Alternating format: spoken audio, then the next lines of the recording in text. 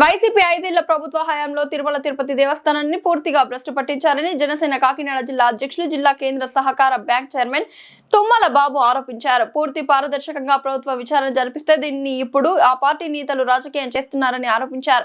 బుధవారం కాకినాడలో ఆయన పార్టీ నాయకులు కడలి ఈశ్వరి తదితరులతో కలిపి మీడియా సమావేశం నిర్వహించారు. విచారణ కమిటీల నివేదికల్లో ఏముందో కూడా చూడకుండా తప్పుడు ప్రచారం చేయడం ఆ పార్టీ గ్లోబల్ ప్రచారానికి నిదర్శనమన్నారు. అసలు పాల సేకరణ తెలియని ఆవులు గేదెలు లేని సంస్థలకు నెయ్యి పేరిట కాంటాక్ట్ ఎలా ఇచ్చారని నిలదీశారు. దీనిపై ప్రభుత్వం నిష్పక్షపాతంగా విచారణ జరిపిందని ఆ నివేదికను తప్పుదారి పట్టిస్తున్నారని ఆరోపించారు.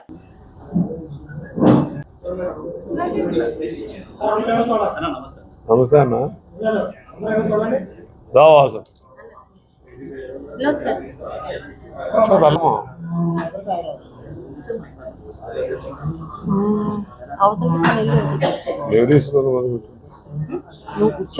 గుండెపోటుగా మార్చి మరి చెప్పినటువంటి వైసీపీ నాయకులు ఈరోజు తిరుపతి లడ్డూలో కల్తీ గురించి మాట్లాడటం పెద్ద హాస్యాస్పదం ఏమి కాదు.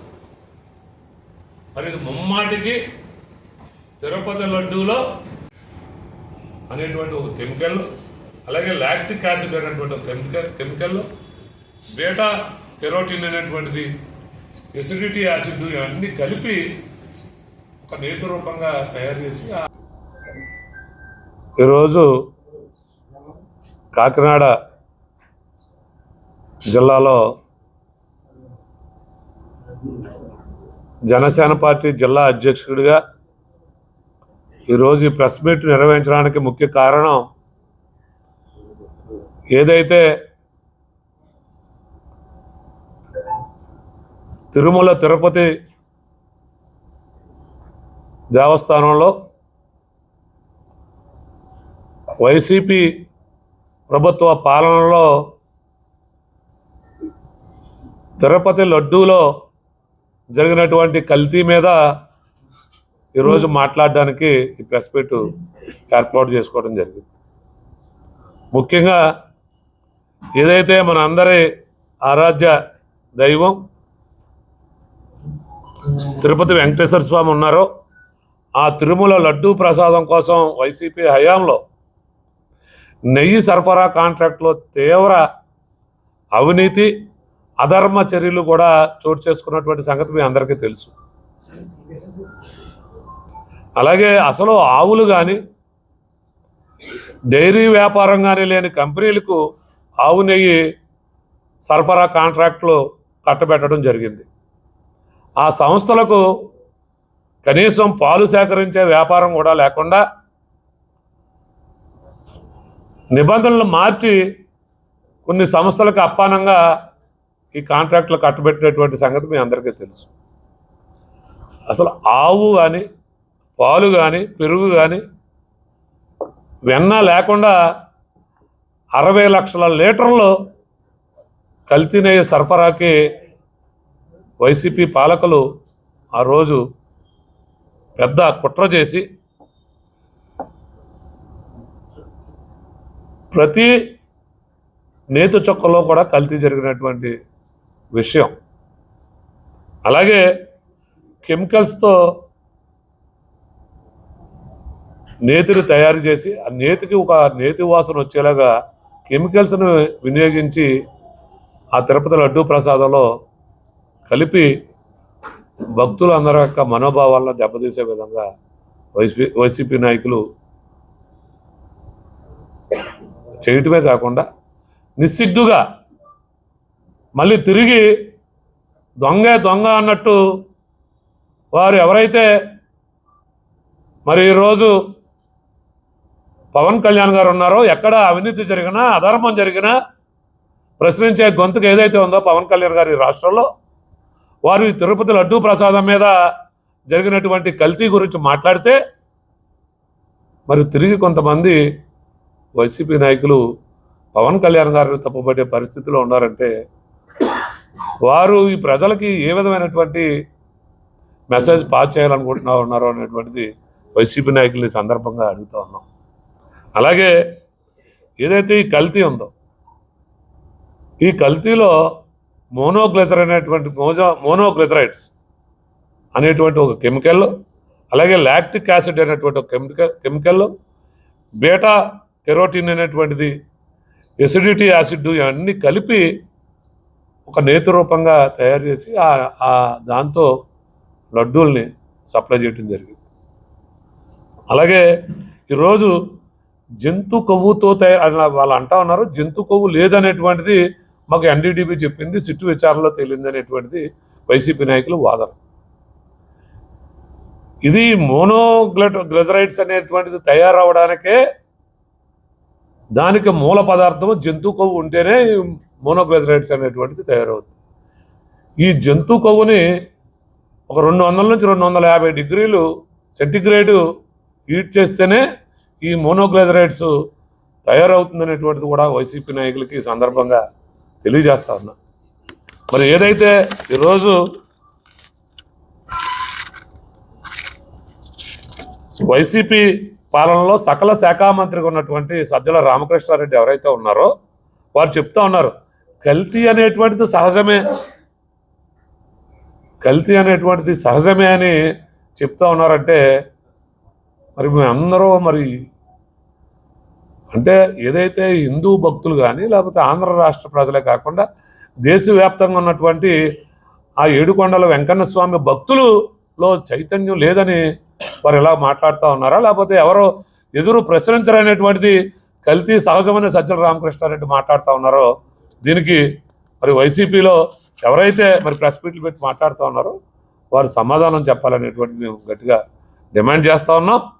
అలాగే ఈరోజు మిమ్మల్ని అందరినీ కోరేది ఒకటే, ఏదైతే కలియుగ దైవం శ్రీ వెంకటేశ్వర స్వామి విషయంలో జరిగినటువంటి ఘోర తప్పిదం ఏదైతే ఉందో వారు మేము చేసింది నేరం కాదు మోసం అని చెప్తా ఉన్నారు వైసీపీ పాలకులు. మరి ఏదైతే మరి శ్రీవారు భక్తులందరినీ కూడా ఒక మనోవేదనకు గురి చేసి ఈరోజు వారు తిరిగి ప్రశ్నిస్తూ ఉన్నారంటే మరి ఏదైతే శ్రీవారి భక్తుల్లో కూడా చైతన్యం రావాల్సినటువంటి అవసరం ఉంది. శ్రీవారి భక్తులు అందరూ అనుకుంటా ఉన్నారు, చంద్రబాబు నాయుడు గారు ఉన్నారు కదా, లేకపోతే పవన్ కళ్యాణ్ గారు ఉన్నారు కదా, వారు చూసుకుంటారు అనేటువంటి చూసుకుంటారు. పవన్ కళ్యాణ్ గారు పూర్తిగా మరి భక్తుల యొక్క మనోభావాలకు అండగా ఉండేటువంటి వ్యక్తి పవన్ కళ్యాణ్ గారు. కాకపోతే మనందరం కూడా ఆ వెంకటేశ్వర భక్తులుగా మనందరం కూడా చైతన్యవంతులై మరి ఏదైతే అడ్డగోలుగా మాట్లాడుతున్నటువంటి వైసీపీ నాయకుల్ని మనం ప్రశ్నించవలసినటువంటి అవసరం మరి భక్తులందరి మీద ఉందని కూడా నేను గట్టిగా చెప్పదలుచుకున్నాను ఈరోజు. అలాగే ఈరోజు మరి ఏదైతే వైసీపీ నాయకులు ఉన్నారు వారు గొడ్డల పోటునే గుండెపోటుగా మార్చి మరి చెప్పినటువంటి వైసీపీ నాయకులు ఈరోజు తిరుపతి లడ్డూలో కల్తీ గురించి మాట్లాడటం పెద్ద హాస్యాస్పదం ఏమి కాదు. మరి ఇది ముమ్మాటికి తిరుపతి లడ్డూలో కల్తీ జరిగిందనేటువంటిది ఎన్డీడీబీ వారు ఇచ్చినటువంటి నివేదికలో మరి వారు తెలియజేసినప్పటికీ కూడా మళ్ళీ తిరిగి దుష్ప్రచారం చేస్తూ ఉన్నారు. మరి భక్తుల యొక్క మనోభావాల్ని ఏదో పవన్ కళ్యాణ్ గారు చంద్రబాబు నాయుడు గారు దెబ్బతీసినట్టు మాట్లాడుతూ ఉన్నారు. కానీ వారు చేసినటువంటి కల్తీనై కానీ మోసాన్ని కానీ 60 లక్షల లీటర్ల నెయ్యి ఒక ఆవు కానీ పాలు కానీ పెరుగు కానీ కనీసం నేతి చుక్క కూడా లేకుండా మరి కొన్ని కోట్ల 20 కోట్ల లడ్డూల్ని మరి భక్తులకి అమ్మారంటే మరి వైసీపీ వారిని ఏ విధంగా ప్రశ్నించాలి? అలాగే చెప్తా ఉన్నాం, కేవలం వెంకటేశ్వర స్వామి భక్తులు అంటే ఏదో జనసేన పార్టీకి సంబంధించిన వారు లేకపోతే తెలుగుదేశం పార్టీకి సంబంధించిన వారు బీజేపీ పార్టీకి సంబంధించిన వారే ఉండరు. వైసీపీ పార్టీలో కూడా పెద్ద ఎత్తున మరి వెంకటేశ్వర స్వామి భక్తులు ఉన్నారు. అంటే మీ భక్తులతో కూడా నువ్వు కెమికల్ వాడినటువంటి నీ పార్టీలో ఉన్నటువంటి నాయకులు కూడా అడుగుతూ ఉన్నావు. వారికి పిల్లలు ఉన్నారు. నువ్వు వాడినటువంటి ఏదైతే కెమికల్స్ ఉన్నాయో ఈ కెమికల్స్ ద్వారా మరి క్యాన్సర్ వచ్చేటువంటి ప్రమాదాలు ఉన్నాయి. ఆ వైసీపీ పార్టీలో కూడా మరి వెంకన్న స్వామి భక్తులు ఉన్నారు. వారి ఆరోగ్యం అంటే నీ కార్యకర్తల యొక్క ఆరోగ్యాన్ని కూడా నువ్వు నీ రాజకీయ కోసం నీ ధన దాహార్తి కోసం మరి నీ కార్యకర్తల యొక్క ఆరోగ్యాన్ని కూడా నువ్వు పాడు చేసేటువంటి విధంగా చర్యలు తీసుకుని మరి మీరు ఏ విధంగా పరిపాలన చేశారనేటువంటిది ఈ సందర్భంగా అడుగుతూ, ఈరోజు కాకినాడలో మా జిల్లా అధ్యక్షులైన తుమ్మల బాబు గారు పెట్టిన ప్రెస్ మీట్లో సారాంశం ఏంటంటే, కల్తీ లడ్డు జరిగిన విధానం అంతా ప్రజలందరికీ తెలుసు. ముందు మాట్లాడిన వాళ్ళందరూ వివరించారు దాన్ని ఎలాగైతే కల్తీ జరిగిందన్నది. ఇప్పుడు మనం మాట్లాడుకునేది అది కాదు. ఒక నాయకుడు ఏ అయితే 2019 నుంచి 23 వరకు పరిపాలించాడో ఆ నాయకుడికి భక్తి అనేది ఎంతవరకు ఉందో మనం ఆ రోజుల్లో చూసాము. ఆయన బొట్టు పెడితేనే పక్కకి తుడిచేసుకునేవాడు, అలాగే తీర్థమితే కిందకు వదిలేసేవాడు. అటువంటి నాయకుడికి ఈ రోజుని లడ్డూ గురించి మనం ఎంత చెప్పినా కూడా ఆయనకు అర్థం కాదు. మనం లడ్డూని ఎవరైనా తెచ్చిస్తే వెంకటేశ్వర స్వామి మన ఇంటికి వచ్చారన్న విధంగా మనం కళ్ళకొద్దుకొని తీసుకుంటాము. అటువంటి మహిళలు అటువంటి మన తెలుగు సంప్రదాయాన్ని ఆయన మట్టి గరిపించారు. అదందరికీ తెలిసిన విధంగా జరిగింది అని తెలిసేసి ఆయన ఇప్పుడు మళ్ళా వాళ్ళందరినీ పోగొట్టి అది కాదు అని చెప్పేసి రివర్స్ అయ్యి మన మీదే దాడులు చేయడానికి వాళ్ళు రావడం అందరూ చూస్తున్నారు ప్రజలందరూ. మా నాయకుడు ఆయన నిజాయితీ, ఆయన చేసే ఆయన భక్తి, అలాగే ఆయన సనాతన ధర్మంలో ఎలా ఉంటారన్నది అందరికీ తెలుసు. పవన్ కళ్యాణ్ గారు ఆ రోజుని మెట్లు కడిగారు, దీక్ష తీసుకున్నారు అంటే ఇదంతా తప్పు అని జరిగి వాళ్ళు తప్పు తెలుసుకోవట్లేదు, వాళ్ళని క్షమించండి ప్రభు అని చెప్పేసి మేమందరం కూడా దీక్షలు తీసుకోవడం జరిగింది. అది మళ్ళా అదంతా రుజువు అయ్యేప్పటికీ వాళ్ళు కాదు అని చెప్పి రివర్స్ అవుతున్నారు. ఇదంతా కూడా ప్రజలు గమనించాలి. అలాగే మాకు చిన్న ప్రసాదం కింద పడితేనే కళ్ళకద్దుకొని మేము తినేవాళ్ళవి. ఎప్పుడైతే ఇది కల్తీ జరిగిందని తెలిసిన తర్వాత ఈ లడ్డూలో కల్తీ జరిగిందంట అని చెప్పేసి దాన్ని ఏంటి లడ్డూనా కాదా అని చెప్పేసి అది మేము ఎంతో బాధకరంగా దాన్ని కళ్ళకద్దుకోవాలా, దాన్ని పక్కన పెట్టాలన్న విధంగా మేము చాలా బాధపడ్డాం. అందరం కూడా మనోభావాలు దెబ్బతిన్నాయి అంటే దానిలో కల్తీ జరిగింది కాబట్టి మనోభావాలు దెబ్బతిన్నాయి. ఏమ్మా రోజక్క, మీరు 15 రోజులకు ఒకసారి పిల్లల పందిలాగా 15 మంది 20 మందిని తీసుకుని వెళ్ళిపోయేవారు కదా, భక్తికి వెళ్ళారా లేకపోతే మీరు సంపాదనకి వెళ్ళారా అన్నది మీ నాయకుడిని అడగండి. మీ నాయకులకి తెలుసు, మీ అందరికీ తెలుసు. అదంతా కూడా ప్రజలు మీరు మభ్యపెట్టక్కర్లేదు.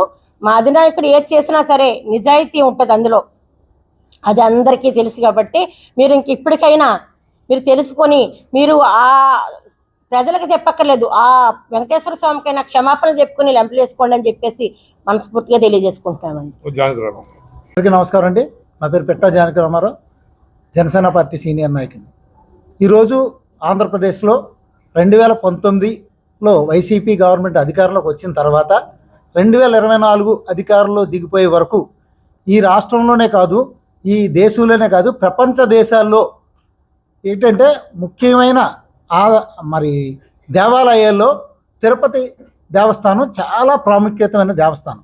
ఎక్కడి నుంచి వస్తారంటే విదేశీయులు కూడా ఈ దేవస్థానానికి వచ్చి తమ ముడుపులు చెల్లించుకుని ఎంతో పవిత్రమైంది.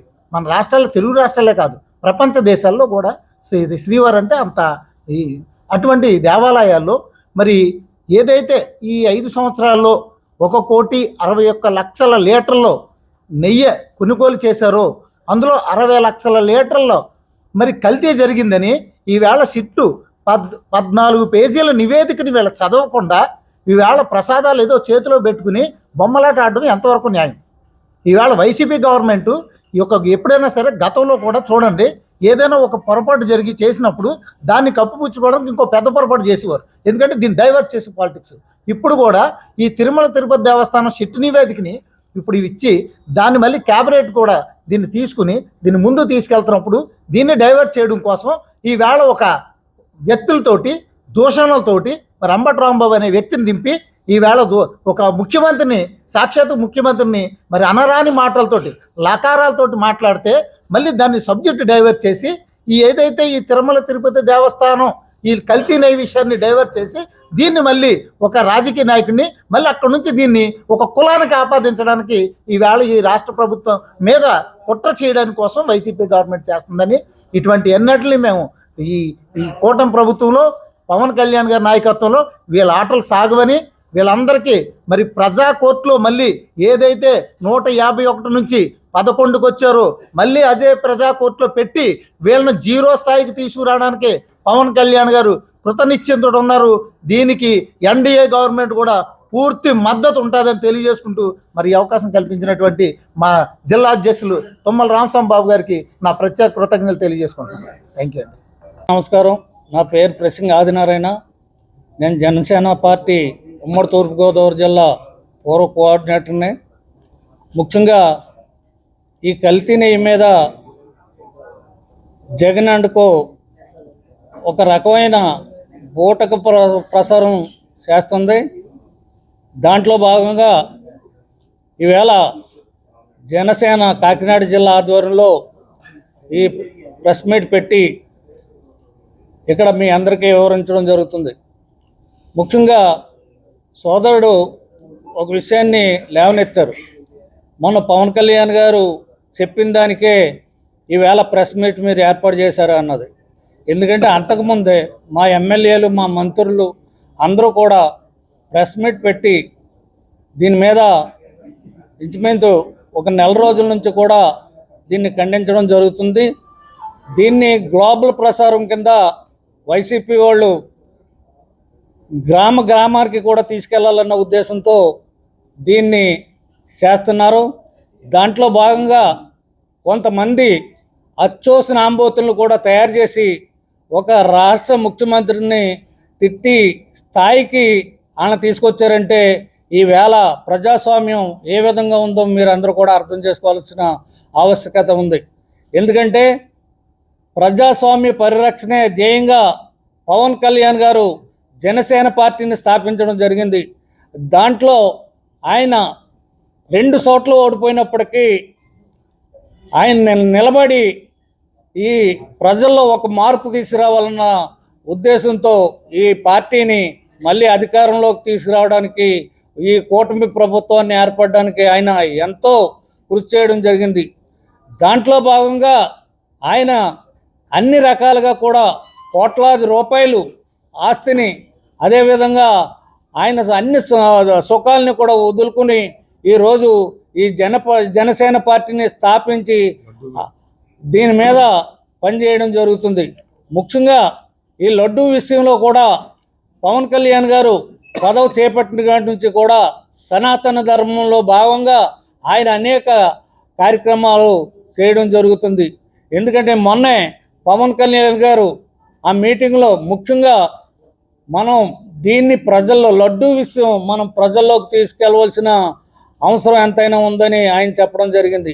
ఎందుకంటే జంతు కొవ్వు అనేది పదే వాళ్ళు ఎత్తుతున్నారు తప్పితే మేము ఇక్కడ సంబంధం లేని పర్చేజ్ కమిటీని మేము ఏర్పాటు చేసాం. ఆ పర్చేజ్ కమిటీలో 3 ఉంటే ఒకరు నిజాయితీగా ఉంటున్నారన్న ఉద్దేశంతో ఆ పర్చేజ్ కమిటీకి సంబంధం లేని వ్యక్తుల్ని పర్చేజ్ కమిటీ కింద ఏర్పాటు చేసి దాన్ని ఆ రకంగా దోపిడీ చేయడం జరిగింది.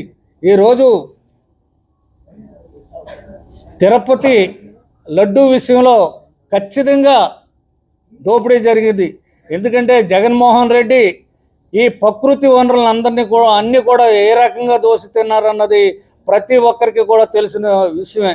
ఎందుకంటే ఒక కొండలు కానీ, ఇసుక కానీ, మైనింగ్ కానీ, అదేవిధంగా ప్రకృతి వనరులన్నీ కూడా ఏ రకంగా దోషిస్తున్నారు, ఏ రకంగా మహిళల మీద దాడులు చేశారు, ఏ రకంగా ఈ భయభ్రాంతులను చేశారు, తల్లిని చెల్లిని కూడా ఆయన ఏ రకంగా కూడా న్యాయం చేయలేని వ్యక్తి ఈవేళ మళ్ళీ ఈ రౌడీ ముసుగులో ఈ రౌడీ మోకంతో మళ్ళీ ప్రభుత్వాన్ని ఏర్పాటు చేయాలని చూస్తున్నారు. ఎందుకంటే ప్రజలు ప్రతి ఒక్కరు ఒకటి కూడా గమనిస్తున్నారు. నువ్వు ప్రతిపక్ష పాత్ర నాకు ఇవ్వలేదు, నాకు 11 సీట్లుగా ప్రతిపక్ష పాత్ర ఇవ్వని అడుగుతున్నారు. కానీ దానికి చట్టంలో లేనప్పుడు ప్రతిపక్ష పాత్ర ఆయనకి ఎందుకు ఇస్తారు? ఏదైనా ఉంటే నీకు దమ్ము ఉంటే రేపు అసెంబ్లీ జరుగుతుంది, దాంట్లో నీ మనుషులందరినీ తీసుకెళ్ళి నువ్వు అసెంబ్లీలో నువ్వు ప్రజల తరపు నుంచి మాట్లాడు. అంతేగాని ఈవేళ నేను ప్రజలు ఇది రౌడీ మోగుతోటి నేను రాష్ట్రాన్ని అల్లకొల్లం చేస్తానంటే చూస్తూ ఎవరు కూడా ఊరుకోరు. దీన్ని గట్టిగా జనసేన పార్టీ నుంచి హెచ్చరించడం జరుగుతుంది. ముఖ్యంగా నీ రౌడీ మోక ఏదైతే ఉందో దాన్ని కంట్రోల్లో పెట్టి నువ్వు పవన్ కళ్యాణ్ గారు ఏ రకమైన రాజకీయం చేస్తున్నారు, నైతిక విలువలతో ఏ రకంగా ఆయన ఇచ్చేస్తున్నారన్న దాని మీద నువ్వు పవన్ కళ్యాణ్ గారిని చూసి నేర్చుకో. ఎందుకంటే ప్రతి ఒక్కరు కూడా పవన్ కళ్యాణ్ గారు అంటే హర్షించేలాగా ఆయన పరిపాలన చేస్తున్నారు. దాంట్లో ముఖ్యమంత్రి వర్యులు నారా చంద్రబాబు నాయుడు గారు కూడా పవన్ కళ్యాణ్ గారు ఏ సూచన చెప్తే ఆ సూచనని ముందుకు తీసుకెళ్తున్నారు. నిన్న మంత్రివర్గ సమావేశంలో అన్ని విషయాల్ని పక్కన పెట్టి ఈ కల్తీ నెయ్యి విషయం మీద అడ్వకేట్ జనరల్ని పిలిచి దీని మీద చర్చించడం జరిగింది. దాంట్లో కూడా దోషుల్ని గట్టిగా శిక్షించాలన్న దాని మీద ఆయన ఒక నిర్ణయం తీసుకోవడం జరిగింది. అందుకని ప్రతి ఒక్కరు కూడా ఈ దుర్మార్గుల్ని ఈ ప్రజలందరూ కూడా ఒక కంట కనిపెట్టి మనం ప్రజాస్వామ్యాన్ని కాపాడాలని సందర్భంగా కోరుకుంటూ సెలవు తీసుకుంటున్నాం.